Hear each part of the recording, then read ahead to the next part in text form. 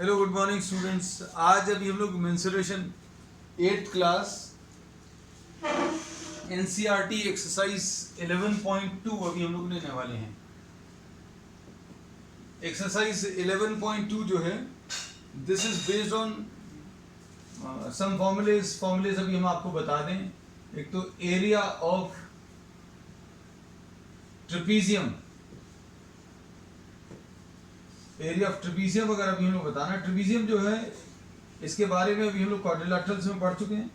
This is a 4-साइडेड figure in which there are 2 parallel sides, 2 parallel sides हैं और suppose in parallel sides को अभी हम लोगों ने नाम दे दिया तो area of the trapezium is half sum of the parallel sides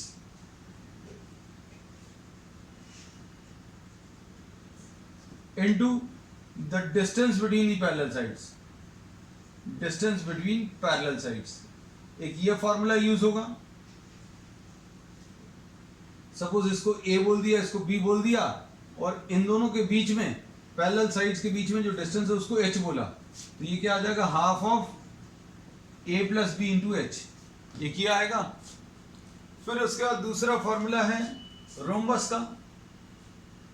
rhombus जो है एक ऐसा क्वाड्रिलैटरल है जिसमें all the 4 sides are of equal length, चारों साइड्स इक्वल लेंथ की होती हैं और diagonals bisect each other, diagonals bisect each other at 90 degrees. अगर ये डायगोनल की लेंथ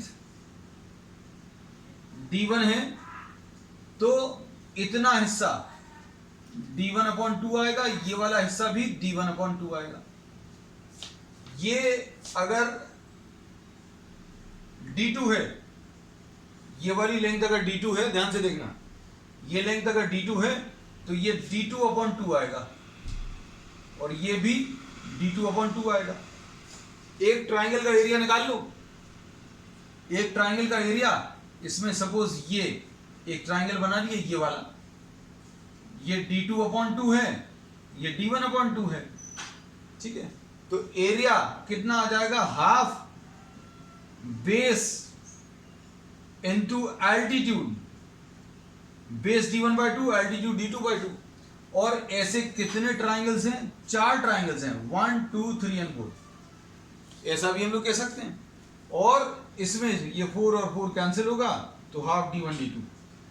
मान लीजिए ये सारी चीजें क्लियर नहीं भी हैं तो रोम्बस का फॉर्मूला अभी आप याद रखिए, हाफ d1 क्रॉस d2 मिलेगा, ठीक है। फिर इसके बाद अभी हम लोग इतने ही ये 2 फॉर्मूलेस लेकर एक्सरसाइज स्टार्ट कर रहे हैं। सबसे पहला प्रॉब्लम है आज इसमें फॉर्मूला बेस्ड है पूरा। मेंसुरेशन जो है इसमें बहुत ज्यादा कॉन्सेप्ट्स नहीं है, है ना, इसलिए ज्यादा परेशान नहीं होना।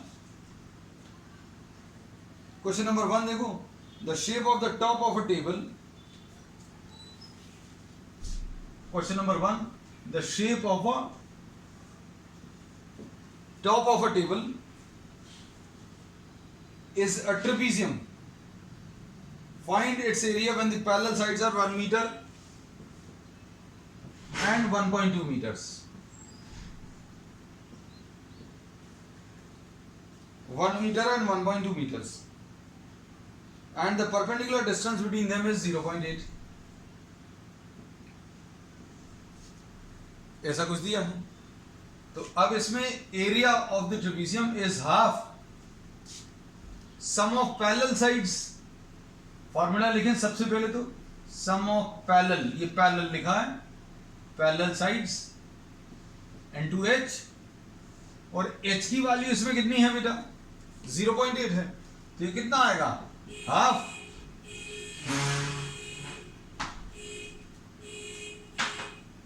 सम of parallel sides.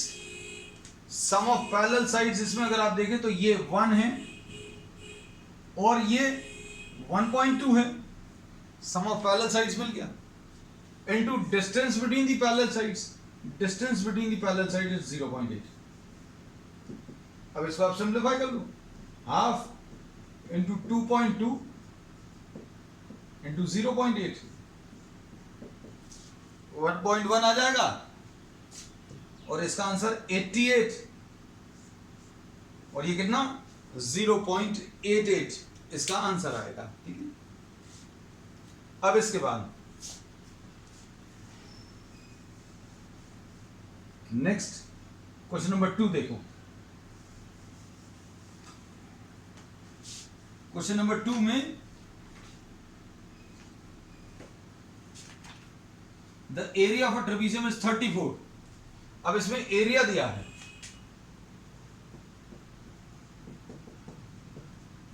Area 34 metre square दिया है, 34 centimetre square, and length of one of the parallel sides is 10 and its height is 4.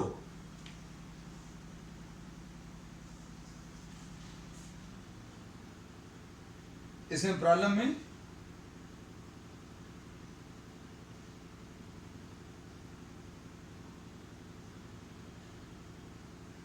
ठीक, इसमें एरिया 34 दिया है, one of the parallel sides इसको ए लिख दे रहे हैं और इसकी वैल्यू जो है कितनी दी है 10 सेंटीमीटर और हाइट दिया है बेटा, हाइट कितना है, हाइट 4 सेंटीमीटर है। एरिया का फॉर्मूला क्या आ जाएगा, half sum of parallel sides into height. अब एरिया आपको मालूम है 34, half sum of parallel sides, sum of parallel sides कितना आ जाएगा, ए की वैल्यू 10 दी है, बी निकालना है और एच की वैल्यू 4 है ना। अब इसमें वैल्यू सब्स्टिट्यूट करो तो 10 प्लस बी की वैल्यू 34 डिवाइडेड बाय 2 आएगा, तो b की वैल्यू 17 माइनस 10 यानी 17 सेंटीमीटर आ जाएगा, 7 सेंटीमीटर। आंसर चेक करते जाना बेटा। क्वेश्चन नंबर 3 देख लू।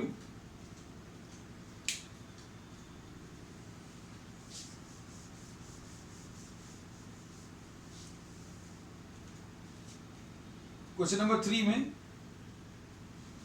The length of the fence of a trapezium shaped field ABCD is 120 meters if BC is 48। अच्छा, क्वेश्चन नंबर 3 में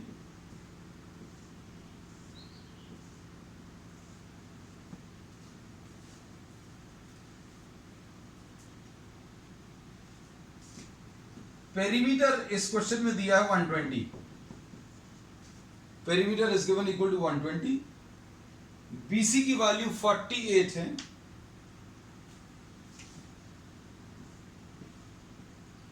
BC की वैल्यू 48 है, CD की वैल्यू 17 है, CD की वैल्यू 17 है और उसके बाद AD की वैल्यू 40 है,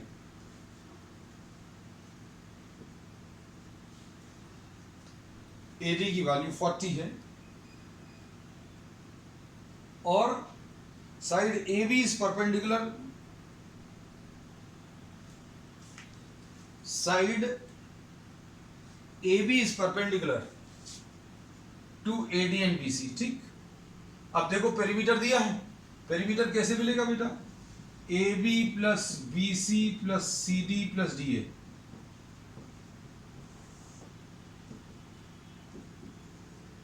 AB की वैल्यू, AB ऐसे ही है, BC 48, CD 17, DA 40।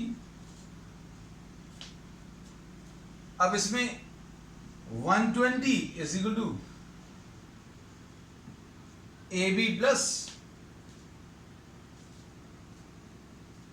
ये कितना आ जाएगा 48 प्लस 40 88, 88 और 7 95 और 10 105। चेक करके देख ली ना, हाँ ठीक है। 48 plus 40 is 88 and 88 plus 17 is 105, तो AB की वैल्यू मिल जाएगी बेटा। 120 माइनस 105 यानी 15 आ जाएगा। अब क्या बोलेंगे, area will be half sum of parallel sides AD plus BC into distance between the parallel sides. Distance between the parallel sides will be what? AB. ऐसा कुछ आएगा। अब देखो, half sum of parallel sides यानी 48 plus 40। parallel sides कौन कौन से हैं इसमें बेटा? ये 48 है, ये 40 है, into AB। AB अपन लोगों ने निकाल लिया है, ये कितना आ जाएगा? Half of 88 into 15। बेटा आंसर्स बताते चलो तुम लोग।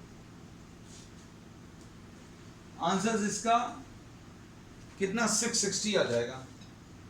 44 इंटू 10 440 आ जाएगा। 44 इंटू 5 220, तो 660 विल बी द आंसर। ठीक, अब क्वेश्चन नंबर 4 देखो बेटा।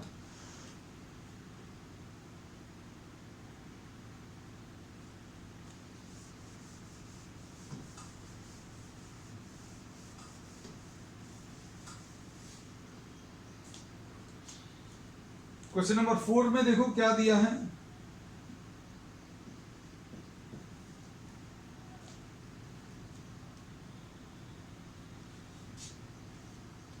The diagonals of a quadrilateral shaped field is 24 and the perpendicular drop from the remaining opposite sides are 8 and 3, 8 and 13 meters.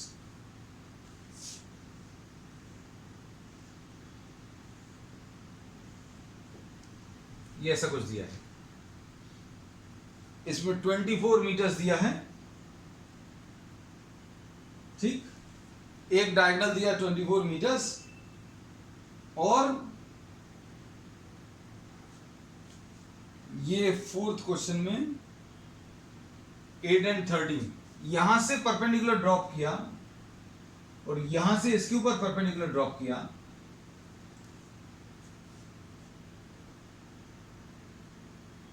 ये 8 और 13 दिए हैं,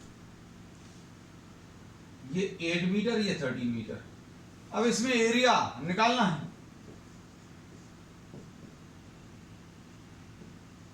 अब इसको आप दो ट्राइंगल्स मान लो, एक तो ये ट्राइंगल हो गया, हमने अलग जरूर बना दिया है लेकिन ये है दोनों एक ही, एक ये है। फिर नीचे वाला AC, ये कौन सा है? B, और ये क्या है? N,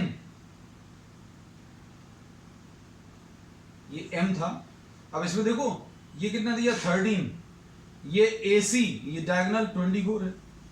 तो इस क्वाड्रिलेटरल को अभी हम लोग कह सकते हैं there are two, this is made up of two triangles. इसको अगर पलट कर बना दें, अगर आपको ऐसे में दिक्कत जा रही है, लो ये B ऊपर बन गया, ये A है, ये C है और ये N यहीं पर है। तो कितना आ जाएगा बेटा? Half base into altitude. आपको वैसे ही दिखना चाहिए, मतलब इसकी जरूरत नहीं पड़नी चाहिए, है ना। बेस कौन सा आ जाएगा? बेस इसका 24 और एल्टीट्यूड इसका 13। तो इस ट्राइंगल का एरिया कितना आएगा? अब इस क्वाड्रिलेटरल का एरिया अगर निकालना है तो क्वाड्रिलेटरल को दो ट्राइंगल्स में डिवाइड किया। पहले ट्राइंगल का एरिया कितना आ जाएगा? हाफ B इंटू H, यानी हाफ इंटू 24 इंटू 8 यानी 96। और triangle ABC half base into altitude,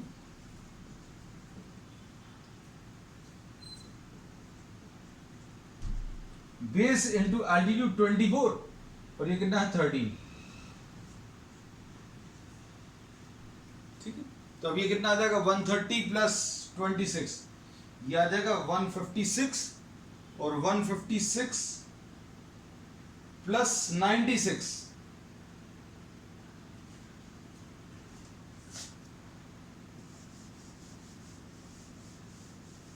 ये 156 है। So area of the quadrilateral will be what?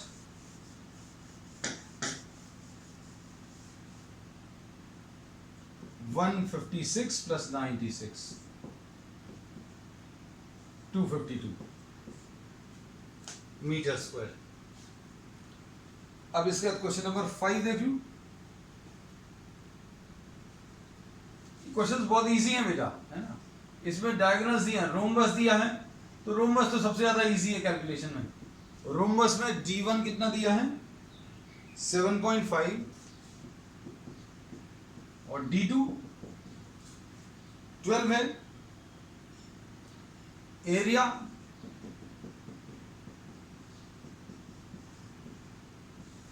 d1 cross d2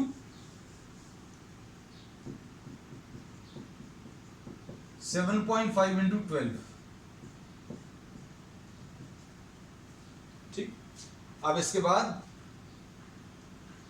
6 5 30, 3 6 7 42 and 3 45।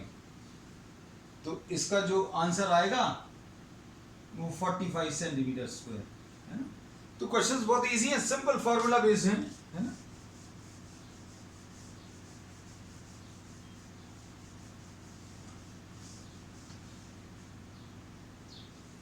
अब इसके बाद नेक्स्ट क्वेश्चन नंबर 6 देख लो। क्वेश्चन नंबर 6 में find the area of a rhombus whose side is 5 centimeter and whose altitude is 4.8 if one of its diagonal is 8, what is the length of the, अरे वाह, ये थोड़ा अच्छा question है।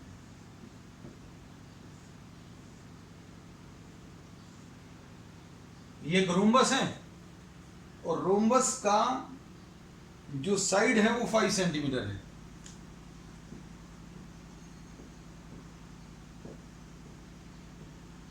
और इसका ये एल्टीट्यूड दिया हुआ कितना 4.8, ये एल्टीट्यूड 4.8 है ना। अब हम लोग क्या बोलेंगे, एरिया ऑफ द रोम्बस, इसमें एरिया ऑफ पैरेललोग्राम का फॉर्मूला लगा सकते हैं। क्यों? क्योंकि हर रोम्बस को अब हम लोग पैरेललोग्राम तो मान सकते हैं, है ना। अरे वाह, तो ये कितना आ जाएगा, बेस इंटू एल्टीट्यूड 5 इंटू 4.8, ऐसा कुछ आएगा। और एरिया ऑफ रोम्बस का एक और फॉर्मूला है, 5 इंटू 4.8 तो है, ये half into d1 into d2। अब इसमें d1 कितना है बेटा, d1 इज 8 सेंटीमीटर। 5 into 4.8 is equal to half into 8 into d2। d2 निकालना है ना, तो निकाल सकते हैं ये।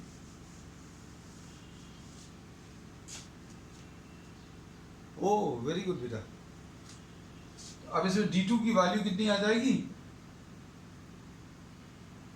ये 4 कैंसिल होगा, कुशागर ने आंसर दे दिया है 5 इंटू 4.8 डिवाइडेड बाय 4, यानी कि 6 सेंटीमीटर है ना।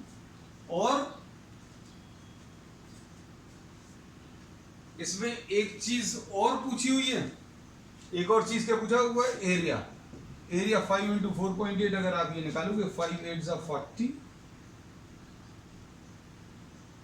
24, एरिया इसका 24 आएगा। अब क्वेश्चन नंबर 7 देखो। क्वेश्चन नंबर 7 में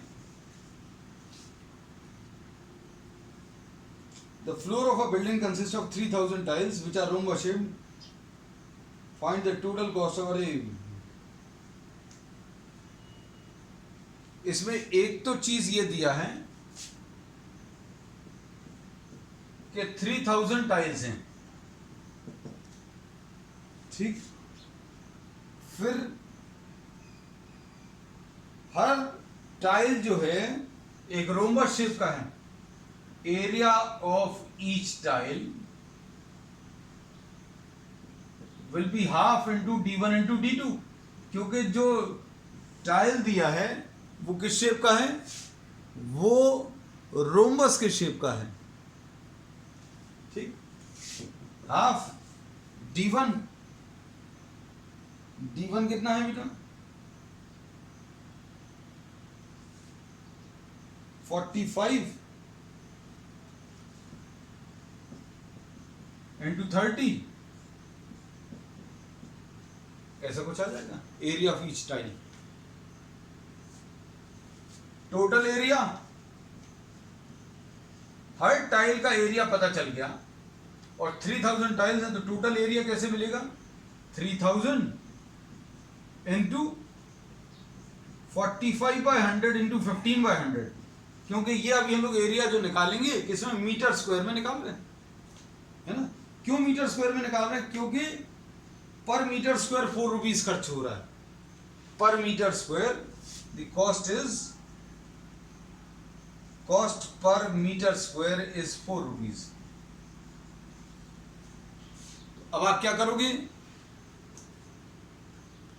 जितने नंबर ऑफ टाइल्स हैं उसको एरिया ऑफ ईच टाइल से मल्टीप्लाई किया और फिर क्या किया, नंबर ऑफ टाइल्स को एरिया ऑफ ईच टाइल से मल्टीप्लाई किया और कॉस्ट ऑफ पॉलिशिंग पर मीटर स्क्वायर 4 रुपीज दिया है.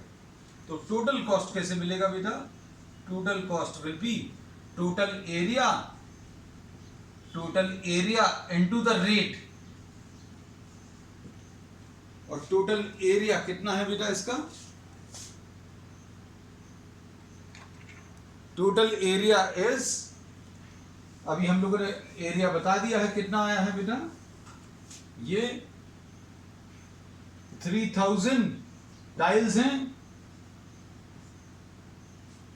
और 45/100 इंटू 15/100 इंटू 4 रुपीज. अब इसमें जो जो टर्म्स कैंसिल हो रहे हैं उनको कैंसिल कर लो. ये 45 इंटू 60 डिवाइडेड बाय 10. ठीक, अब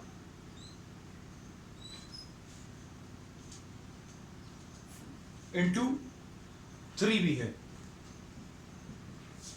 तो ये कितना आ जाएगा, 45 इंटू 2 90 आएगा, 90 इंटू 3 270 इंटू 3 810 रुपीज आएगा. ठीक है, चलिए, दैट्स ऑल फॉर टुडे.